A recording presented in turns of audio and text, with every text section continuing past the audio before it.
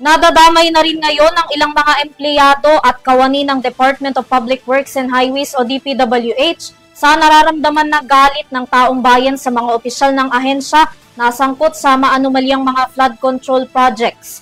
Nakukutya at nahaharas na raw kasi ang mga ito sa mga pampublikong lugar kahit pa ang mga ito ay normal lamang ng mga empleyado at walang kinalaman sa nasabing issue. Kaya bilang hakbang dyan, hindi muna sila pinagsusuot ng ahensya ng uniforme. Alamin ang kabuuan ng balita sa aking report. Pansamantala munang hindi pagsusuotin ng uniforme ang mga opisyal at empleyado ng Department of Public Works and Highways o DPWH hanggang sa muli itong ipag-utos ng ahensya. Sa inilabas na memorandum ng opisina ni DPWH Secretary Vince Dizon, nakasaad ditong hindi muna oobligahin ang lahat ng kanilang mga kawani na suotin ang prescribed office uniform ng mga ito. Gayunpaman, dapat na presentable pa rin ang kanilang damit pamasok sa trabaho sa lahat ng oras, alinsunod sa mandato ng Civil Service Commission o CSC para sa mga government officials. Kahit hindi rin daw naka-uniforme ang mga ito, dapat na panatilihin ang pagiging profesional sa kanilang serbisyo. Samantala, inilabas ang naturang kautusan matapos na makatanggap ng ilang hinaing si Dizon mula sa DPWH Union na ilang mga empleyado nila ang nakakaranas ng pangungutya at pangaharas mula sa publiko.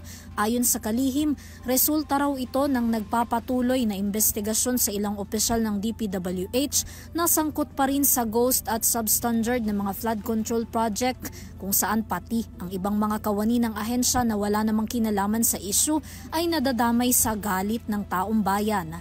Sa isang pahayag, sinabi rin ng kalihim na sa libo-libong mga empleyado ng DPWH, naniniwala siyang karamihan pa rin sa mga ito ay nasa tamang direksyon, ginagampanan ang kanilang mga tungkulin at naglilingkod ng tapat sa kanilang mga trabaho.